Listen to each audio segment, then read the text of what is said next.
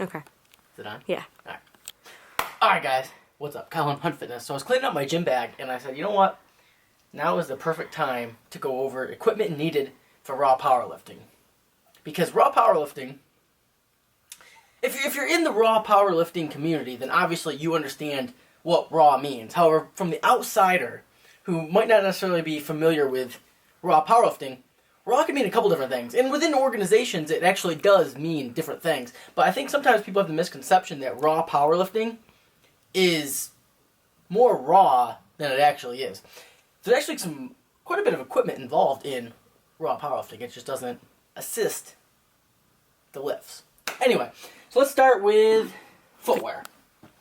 Now this is going to be highly individual because for me, I squat in an Olympic lifting shoe, the Nike Romeos. I squat in these, bench in these, and deadlift in a wrestling shoe. However, some people would use a flat sole, such as the Reebok, I don't even know what these are called. What are these called? Trainers. Trainers? I always call them like the power lifter. No, they're not. They're the Reebok. Anyway, they're a flat sole shoe that are really similar to like a Chuck Taylor. But some people would use these for all three lifts. You'd squat in a flat soled shoe, bench in a flat soled shoe, and then deadlift in a flat soled shoe. So this might be your only footwear that you need. Some people do all three in a wrestling shoe. I don't know if anybody would ever do all three in an Olympic lifting shoe because they're not really made to deadlift from. Actually, they're not really advantageous at all to deadlift in because you don't want to deadlift with a raised heel for a couple different reasons. One, you don't want that forward lean, and two, you want to be as close to the ground as possible.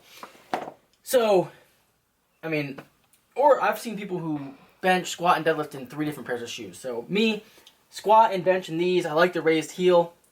Helps me on bench, helps me on squat, and then I deadlift in wrestling shoes. So footwear can get kind of complicated.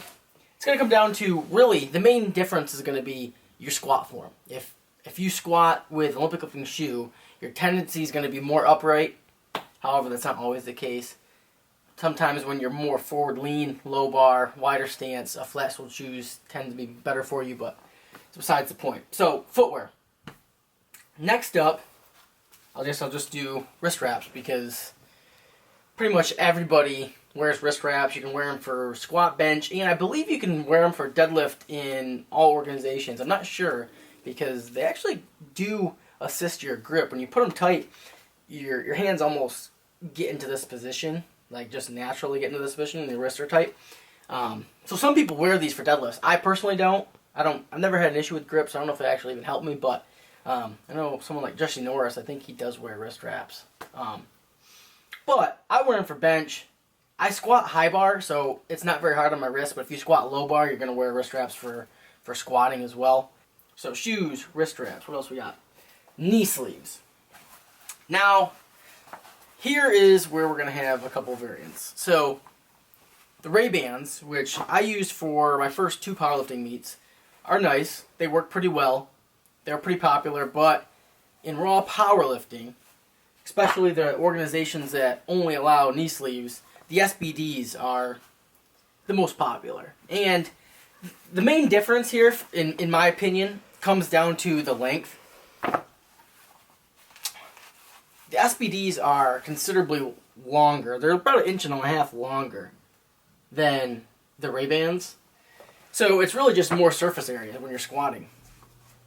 Also, I feel like the design allows them to be tighter. Probably has to do with the length, but I think the just overall design of them just conforms to your leg a little bit better. So, knee sleeves are going to be very beneficial for squatting. Do they add to how much weight you can lift? It's debatable. Personally, I feel like I can squat more weight wearing knee sleeves, but it's hard to put like a number on it. Like I don't know if I'd say, I can do 5% more or 2% more. I feel more comfortable in them. They keep my knees. Obviously, you got that compression, but they also keep your knees warm. They just feel better. However, some raw organizations do allow. I forgot to get these out. A knee wrap. Now, the difference between knee wraps and knee sleeves. So a knee wrap is like this. You would literally wrap it around your knees. is knees wraps 100% assist your squat. 100%. Where a knee sleeve, it's debatable whether you actually get any poundage out of it. A knee wrap, you 100% are. Now, some organizations consider knee wraps raw. USAPL does not. They require knee sleeves. Now, my personal opinion is teach their own. I mean, if you would rather wear knee wraps and find organizations that allow that to be raw. However, with that being said, I really don't think knee wraps should be considered raw because, like I said, they 100% help your squat. About 10 to 15% more, you tend to squat 10 to 15% more in knee wraps. And I guess the biggest reason why I kind of feel like they shouldn't be considered raw is because you can say I got these free from Mava.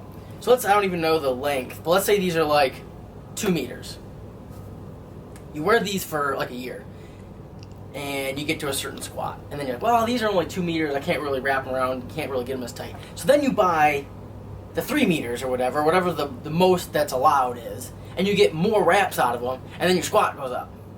Now, to me, that's not really in line with raw powerlifting, like the overall thought of it. But again, teach their own. If the organization you compete in allows knee wraps, then definitely use them. The first 2 meets I did in the IPA actually allowed knee wraps, but I just wore knee sleeves. But if, like I said, you can wear them. What else? Belt. This is the Inzer lever belt. I love it. I get questions a lot about the difference between a lever belt and just a regular like double or single prong belt. There's really not much difference. I like the lever belt because it's super easy to get on. Like sometimes you'll see people with a single prong belt, you gotta get onto the side of the rack and then lean into it and try to really get. This is super easy. You just literally put it on.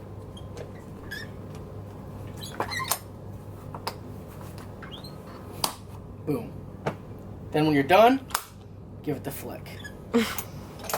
Super easy to get on and off. I highly recommend it. However, if you do want an Inzer lever belt, make sure you order it as soon as you decide you want one, order it because it's going to be like a couple months before you get it. How long did this one take me? I think it said it was going to take 4 to 6 weeks, and it took like triple. Yeah, it was like 4 months, I think. So I don't know if they're still like that backed up, but they're not very timely. Alright, next up, the singlet. Probably the most important out of everything because you need a singlet to compete. Like, you cannot compete without a singlet. So, I mean, this is just a wrestling singlet. It's dirty. This is just a wrestling singlet. I mean, they make, obviously you can get like singlets from powerlifting companies, but you know, you need to, it's just a singlet, nothing too fancy. Chalk. I like to bring my own chalk to meets. They normally have chalk buckets there, but I bring my own chalk. Baby powder, again, they may or may not have it there. You use it on deadlifting, put it on your legs, allows the bar to slide up easier. You just want to avoid putting it on your hands, so you need your buddy to put it on for you. Shout out to Joe at my last meet. And last but not least, another thing. Deadlift socks. Kind of along the same lines of the baby powder, but some organizations actually require deadlift socks because a lot of times if you don't wear them, your shins get bloody, then blood gets on the bar, blood gets on the platform. So some organizations do require deadlift socks, but I mean, I recommend wearing them anyway just because they help, slide the bar up your leg. So you put your socks up, they can't go past the knee, but you have them up on your leg, and then as soon as they end, you just put baby powder up on your thighs. Slides right up. Now, last but not least, underwear. Whitey tighties. Now, this is a USAPL rule. You cannot wear any type of underwear that has legs. So, like boxer briefs, you can't wear briefs because they have a leg. Other organizations, they're not really that picky, but USAPL is. So you need whitey tighties. Well, you don't really need whitey tighties. I mean, these can be black, but as long as they don't have legs, you're golden. And the reason is because so for equipped powerlifting, they wear briefs underneath their squat suit, and it helps. Again, it's like they're super tight and like single ply, so they help assist. So I guess they're trying to be a little bit strict, so you can't tell if someone's trying to cheat. So you can tell if someone's trying to cheat. But, that's it. You think I've missed anything? No. What else do you need for raw powerlifting? I think this is all I have. Yeah. Alright. Now to the workout footage. The beautiful upstate New York weather. I'm getting in the car to go to the gym, and in a hailstorm. Yesterday, actually the whole last week, it's been like 70 degrees and sunny. Today it's 45 and sleeting. What's the difference between sleet and hail? That's a question that I don't know.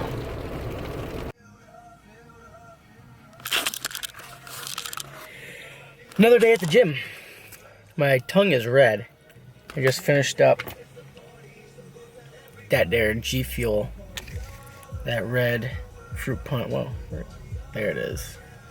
There it is. Red fruit punch G Fuel. Sitting here in the gym parking lot collecting my thoughts before I walk into the gym. Have a bench press workout today. Have four sets of 5 on a competition bench, and then 4 sets of 4 Spoto pressing. Throw in some rows, throw in some band pull aparts, and it's what's on tap today. Recently I've been kind of taking time to collect my thoughts before walking into the gym, kind of taking a look at my notebook for the day, seeing what the program calls for, kind of visualizing what I have to do, and then going and doing it.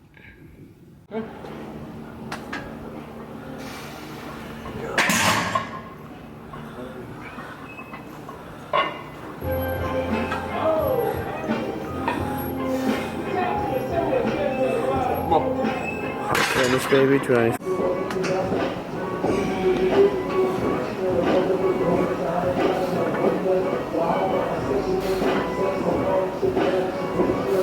Come on.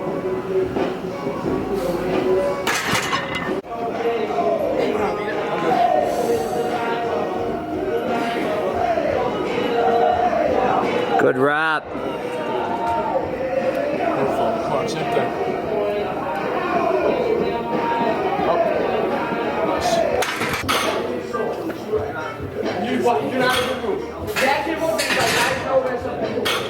Come on, Kyle.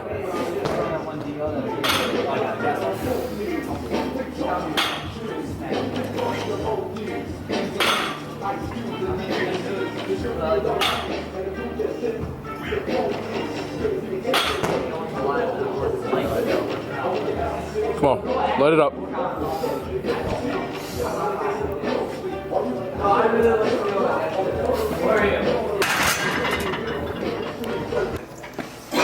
Come on, Hunt.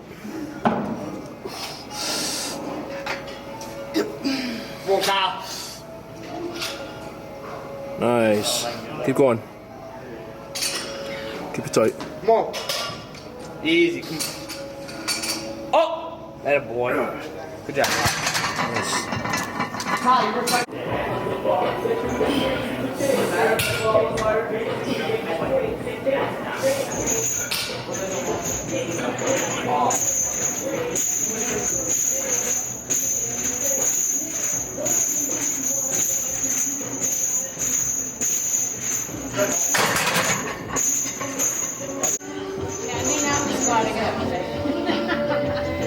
Come on, Kyle.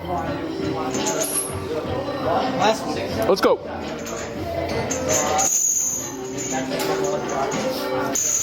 Come on, go right in that bar.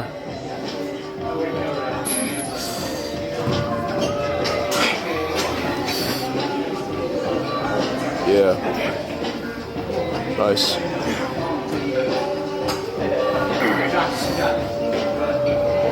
Good. Not bad.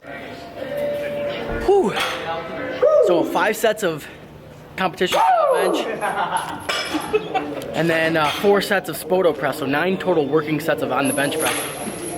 I'm feeling it, holy shit.